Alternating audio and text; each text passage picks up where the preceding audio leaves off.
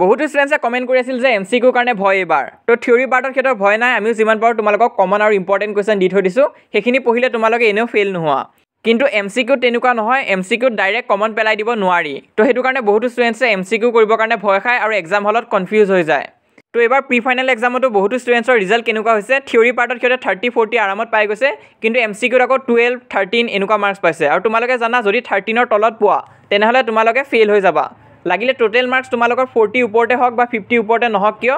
যদিহে তোমালোকে MCQত 13ৰ তলত পোৱা তেনেহ'লে কিন্তু ফেইল হৈ যাবা তাৰপিছত বহুত কেছ এনেকুৱা হৈছে য'ত ষ্টুডেণ্টছে থিয়ৰীত ফুল মাৰ্কছে পাইছে কিন্তু MCQত অকমানৰ কাৰণে সিহঁতৰ থাকি গৈছে কাৰণ MCQত ভুল হৈ যায় আৰু পৰীক্ষাত যে গোটেইখিনি তুমি জনা MCQ আহিব তেনেকুৱাও নহয় এটা দুটা তুমি নজনা MCQ আহিব পাৰে আৰু যোনবিলাক ষ্টুডেণ্ট বেয়া হয় বা এভাৰেজতকৈ কম হয় সিহঁতৰ কাৰণেতো আৰু বিপদ হ'ব পাৰে তো সেইটো কাৰণে এই নজনা MCQখিনি আমি কেনেকৈ কৰিম যাতে আমি 45ৰ ভিতৰত 45এ পাওঁ বা আমি এটলিষ্ট নজনা MCQখিনিৰ পৰাও যাতে 2-3 নম্বৰ উঠাব পাৰোঁ সেইটো আজি এই ভিডিঅ'টোত আমি ডিছকাছ কৰিম তো আজি এই ভিডিঅ'টো বহুত গুৰুত্বপূৰ্ণ হ'বলৈ গৈ আছে তো ইয়াত তোমালোকে এটা কাম কৰিব লাগিব আজি আমাৰ এই চেনেলটো ছাবস্ক্ৰাইব কৰিবা যিসকল ষ্টুডেণ্টছে এতিয়ালৈ ছাবস্ক্ৰাইব কৰা নাই ছাবস্ক্ৰাইব কৰি দিবা কাৰণ যদি তুমি ভাল ৰিজাল্ট কৰিব বিচাৰিছা বা তুমি তোমাৰ মা দেউতাক প্ৰাউড ফিল কৰাব বিচাৰিছা তেতিয়াহ'লেহে ছাবস্ক্ৰাইব কৰিবা তুমি যদি এনেই চাই আছা বা এডভাইচবিলাক ফ'ল' কৰি থকা নাই তেতিয়াহ'লে ছাবস্ক্ৰাইব নকৰিলেও হ'ব তো ইয়াত মই কোৱা নাই যে পঢ়াত ভাল হ'বই লাগিব বা কোনোবা ষ্টুডেণ্ট পঢ়াত বেয়াও থাকিব পাৰে কিন্তু সিহঁতৰ মনত যদি আশা আছে যে মই ভাল ৰিজাল্ট কৰিব বিচাৰিছোঁ বা নিজৰ মা দেউতাৰ কাৰণে মই এটা ভাল ৰিজাল্ট আনিব ট্ৰাই কৰিম তো তেনেকুৱা ষ্টুডেণ্টছে চেনেলটো ছাবস্ক্ৰাইব কৰি ৰাখিবা কাৰণ তোমালোকৰ কাৰণে আমি ভিডিঅ' দিওঁ আৰু আমি যিমান পাৰোঁ তোমালোকক সহায় কৰিবলৈ চেষ্টা কৰিছোঁ তো অহা ভিডিঅ'টো আৰম্ভ কৰোঁ মই আশা কৰিছোঁ সকলো ষ্টুডেণ্টছে ছাবস্ক্ৰাইব কৰিছা তো প্ৰথম ট্ৰিকটো চোৱা এইটো কেতিয়া কাম আহিব যেতিয়া তোমালোকে একদম ঢেৰ কমপ্লেক্স ইংলিছ থকা চেণ্টেঞ্চ দেখা পাবা তো ইয়াত চোৱা এছাৰশ্যন আৰু ৰিজন তো এছাৰশ্যন আৰু ৰিজন দুটাতে একদম বহুতকৈ কমপ্লেক্স ৱৰ্ড ইউজ কৰা হৈছে আৰু ষ্টুডেণ্টবিলাকে কনফিউজ হৈ যায় যে আমি কোনটো দিম তো ইয়াত এটা ট্ৰিক এটা আছে মেক্সিমাম কুৱেশ্যনত এইটো কিন্তু এপ্লাই হয় তো তোমালোকে নাজানা MCQ কথাহে মই কৈছোঁ মই কোৱা নাই যে তোমালোকে জানা MCQখিনিও এইবিলাক ট্ৰিক ইউজ কৰিবা তো যদিহে তোমালোকে MCQ এনচাৰটো নাজানা আৰু দেখিছা ঢেৰ কিবা কিবি লিখা আছে চোৱা it was on this day the first democratic non racial government তো ঢেৰ লিখা আছে তো এনেকুৱা নিচিনা থাকিলে তোমালোকে এছাৰশ্যন আৰু ৰিজন দুটা শুদ্ধ বুলি ধৰি ল'বা আৰু ৰিজনটো এছাৰশ্যনৰ কাৰেক্ট এক্সপ্লেনেশ্যন হয় তো বহুত ক্ষেত্ৰতে এনেকুৱা হয় মেক্সিমাম ডিষ্ট্ৰিক্টত এনেকুৱা হৈছে আৰু মেট্ৰিক পৰীক্ষাটো যদি কুৱেশ্যন দিয়ে একদম ঢেৰ কমপ্লেক্স লেংগুৱেজ ইউজ কৰে কুৱেশ্যনটোত তেনেহ'লে তোমালোকে লিখিবা both A and R are true আৰু R is correct explanation of A এই ট্ৰিকটোৰ এটা ড্ৰবেকো আছে সেইটো আমি কুৱেশ্যন নম্বৰ 22টোত ডিছকাছ কৰিম ইয়াত চোৱা লেঞ্চৰ wrote a letter to God assuming that the post master would open it and help হিম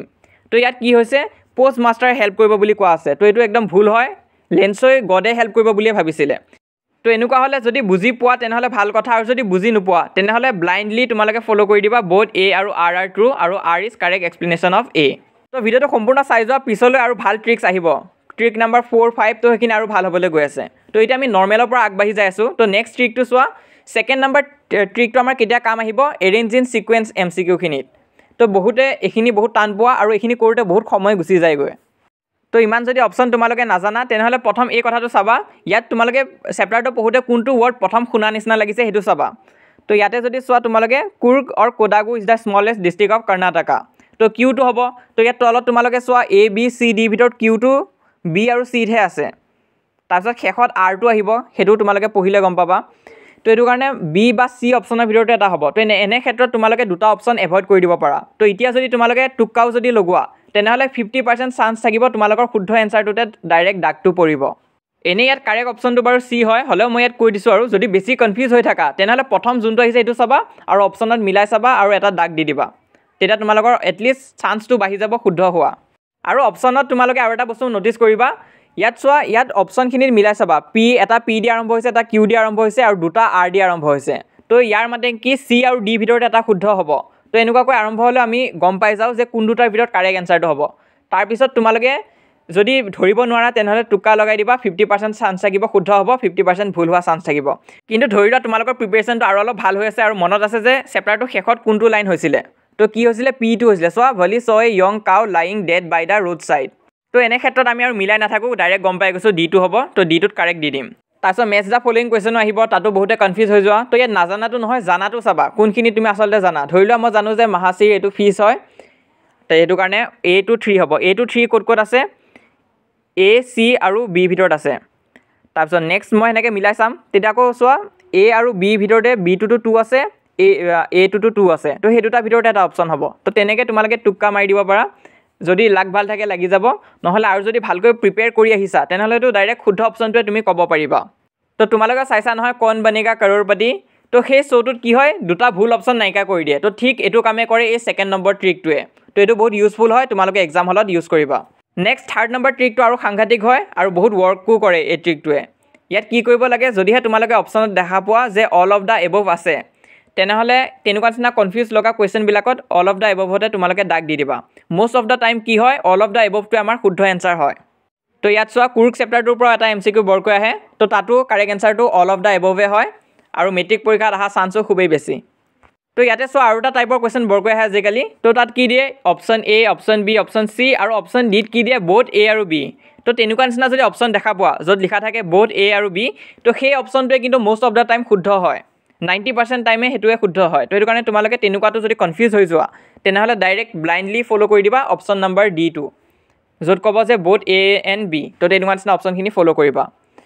আৰু বহুতে সুধিবা যে এখন মই ক'ৰ পৰা দেখাইছোঁ তো এখন আমি প্ৰিপেয়াৰ কৰা এখন গাইড হয় তোমালোকৰ মেট্ৰিক পৰীক্ষাৰ কাৰণে যদি তোমালোকে আমাৰ ইংলিছ ই বুকখন কিনা নাই সেইখন কিনিব পাৰা বহুত হেল্পফুল হৈছে ইয়াৰ ডিটেইল ভিডিঅ'টোৰ লিংক মই ডিছক্ৰিপশ্যনত দি দিম বা পিন কমেণ্টত দি দিম তাত গৈ তোমালোকে এবাৰ চাব পাৰা কি ফিচাৰ আছে আৰু যদি মন গৈছে কিনিব পাৰা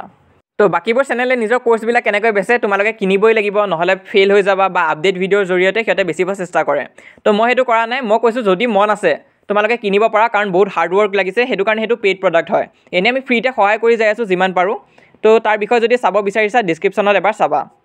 তো 4 নম্বৰ ট্ৰিকটো এতিয়া আমি ডিছকাছ কৰিম এই ট্ৰিকটো অলপমান ডেঞ্জাৰাছ হয় তো বহুতো মানুহে হয়তো মোক বেয়া পাই যাব এই ট্ৰিকটো দেখুৱাৰ কাৰণে কিন্তু এই ট্ৰিকটো তোমালোকে ইউজ কৰিব পাৰা বহুত ক্ষেত্ৰত কিন্তু কাম দিয়ে ধৰি লোৱা তোমালোকে কুৱেশ্যন ছল্ভ কৰি গৈ আছা তাৰে ভিতৰত MCQ কেইটামান পাৰা নাই তো সেই নোৱাৰা MCQখিনি এতিয়া তোমালোকে টুক্কা লগাব লাগে তো কোনটো অপশ্যনত দিবা A B C আৰু D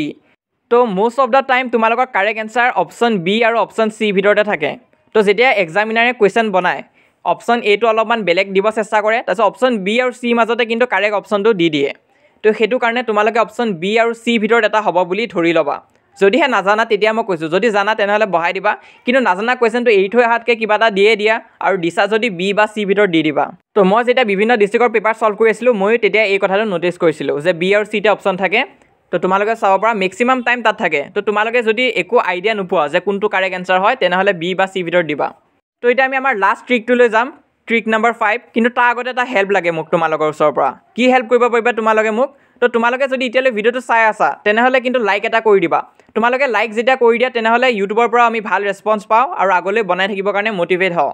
তো যিসকলে ভিডিঅ'টো আজি চাই আছা আৰু ভাবিছা যে সঁচাকৈ এই ভিডিঅ'টোৱে মোক সহায় কৰিছে তেনেহ'লে তুমি ভিডিঅ'টো প'ষ্ট কৰি এতিয়া এটা লাইক দি থৈ আহা তোমালোকে যেতিয়া আমাক লাইক কৰা বা এটা ভিডিঅ' শ্বেয়াৰ কৰি দিয়া তেনেহ'লে আমাৰো বহুত সহায় হয় তো সেইটো তোমালোকৰ ৰেছপন্সিবিলিটি তো আই হোপ সকলোৱে লাইক আৰু শ্বেয়াৰ কৰি দিছা তো অহা ভিডিঅ'টো আকৌ আৰম্ভ কৰোঁ তো এই 5 নম্বৰ ট্ৰিকটোত কি কৰিব লাগিব এইটো গ্ৰামাৰৰ কাম দিব গ্ৰামাৰত কেতিয়াবা তোমালোকে কনফিউজ হৈ যোৱা মেক্সিমাম ইংলিছ মিডিয়ামৰ ষ্টুডেণ্টছে কি কৰে গ্ৰামাৰ পঢ়ি নাযায় তো সিহঁতে শব্দটো শুনি কেনেকুৱা লাগিছে তাৰ ওপৰত জাজ কৰিহে এনচাৰটো দি দিয়ে তো ইয়াত তোমালোকে চোৱা we should inform these of them তো ইয়াত কোনটো শুনি ভাল লাগিছে সেইটো ষ্ট্ৰেটেজি তোমালোকে চাব লাগিব we should inform many of them তো এইটোতো একদম চাউণ্ড কৰা নাই ভাল তাৰপিছত চোৱা we should inform every of them এইটো ভাল চাউণ্ড কৰা নাই we should inform few of them তো এইটো অলপ লাগিছে তাৰপিছত যদি চোৱা we should inform all of them তো এইটো একদম কাৰেক্ট নিচিনা শুনা গৈছে তো সেই শুনা যোৱা ওপৰত বেছ কৰিয়ে এনচাৰটো দি দিবা তো ইয়াত কি হ'ব ডি নম্বৰ অপশ্যনটো হ'ব অল তো এইটো কি ট্ৰিক হয় যেতিয়া আমি গ্ৰামাৰ নোৱাৰোঁ তেতিয়া আমি চেণ্টেন্সটো পঢ়ি চাম আৰু যোনটো শুনোতে ভাল লাগিব তাৰ ওপৰত বেছ কৰি আমি দি দিম তো বহুতে ক'ব যে এইটো কাম নকৰিব কিবা কিবি ক'ব তো এইটো কিন্তু মেক্সিমাম টাইম কাম কৰে আৰু ইংলিছ মিডিয়ামৰ ষ্টুডেণ্টছখিনিয়ে বৰকৈ এইটো ইউজ কৰে তো মই নিজেও পাৰ্চনেলি এনেকুৱাকৈ দিছিলোঁ আৰু মেট্ৰিক পৰীক্ষা আগৰ গোটেইখিনি এক্সামে ভালে হৈছিলে তো মেট্ৰিক পৰীক্ষাটো মই গ্ৰামাৰ কিন্তু অলপমান পঢ়িছোঁ তাৰপিছত ভাল হৈছে তো মেট্ৰিক পৰীক্ষা কিন্তু গ্ৰামাৰ কেতিয়াবা অলপ কনফিউজিং আহিব পাৰে কিন্তু most of the টাইম তোমালোকে এনেকুৱাকৈ এইটো ষ্ট্ৰেটেজি ফ'ল' কৰি দিবা যদিহে এনচাৰটো নাজানা তো এতিয়া এটা এডিশ্যনেল ট্ৰিক এটা ডিছকাছ কৰিম তো এইটো কি বাকীবিলাক ছাবজেক্টত কি কৰিবা মেথছত কি হয় কেতিয়াবা তোমালোকে দেখা পাবা ভেলুটো ওচৰা ওচৰি থাকে ধৰি লোৱা অপশ্যনত আছে 0 1 -1 আৰু 2 তো ইয়াত 1 আৰু -1ৰ ভিতৰতে এটা হ'ব তো যেতিয়া তোমালোকে দেখা পাবা দুটা নাম্বাৰ ছেম হৈ থাকে বা নেগেটিভ আৰু পজিটিভৰ ডিফাৰেঞ্চ থাকে তেতিয়াহ'লে সেই দুটাৰ মাজতে কিন্তু এনচাৰটো হয় আৰু যদি দেখা পোৱা যে এটা ভেলু বৰ ডাঙৰ দি দিছে ধৰি লোৱা তোমালোকে দেখা পাইছা 10 আছে 20 আছে 30 আছে আৰু এটা বোলে 300 আছে তেনেহ'লে সেই ডাঙৰ ভেলুটো কিন্তু কেতিয়াও এনচাৰ নহয় তো সেইটো কথাও মনত ৰাখিবা তো সেইখিনি মেথছত কাম দিব ছ'চিয়েল ছায়েন্সৰ কাৰণে মই আজি ইয়াত দেখুওৱা ট্ৰিকখিনিয়ে কাম দিব যদিহে বহুত কমপ্লেক্স ইংলিছ বা অসমীয়াত ইউজ কৰি দিছে ডাঙৰ চেণ্টেন্সত দিছে তেনেহ'লে সেইটোৱে কাৰেক্ট এনচাৰ হয় তাৰপিছত মেথছ দ্য ফলোইঙত যদি ডেটবিলাক তোমালোকে নাজানা সেই যোনটো ডেট তোমালোকে জানা তাৰ ওপৰত বেছ কৰি এটা আইডিয়া লগাই দিবা সেইটোও তোমালোকে ইয়াত ইউজ কৰিব পাৰিবা ছ'চিয়েল ছায়েন্সত আৰু এটা ট্ৰিক কি জিঅ'গ্ৰাফিত তোমালোকৰ যোনটো শুনি ভাল লাগিছে থাকে নহয় পৰিৱেশৰ ওপৰত থাকে তোমালোকৰ তো যোনটো তোমালোকে শুনি ভাল লাগিছে তাতে দি দিবা মেক্সিমাম টাইম সেইটোৱে শুদ্ধ হৈ যায় তো আজি এই ভিডিঅ'টো অলপমান ইউনিক আছিল কেনেকুৱা লাগিছে কমেণ্ট কৰি জনাবা তোমালোকৰ ৰিভিউখিনি মই চাম আৰু নেক্সট কিহত হেল্প লাগে সেইটোও ক'বা হোৱাটছএপ চেনেলত যদি জইন কৰা নাই সোনকালে জইন কৰি লোৱা তাত আমি ভোটিং পোলবিলাকো দিওঁ তাৰ ওপৰত বেছ কৰি ভিডিঅ' আনো তো তোমালোকে তাত নিজে ডিচিজন দিব পাৰিবা যে কেনেকুৱা ভিডিঅ' লাগে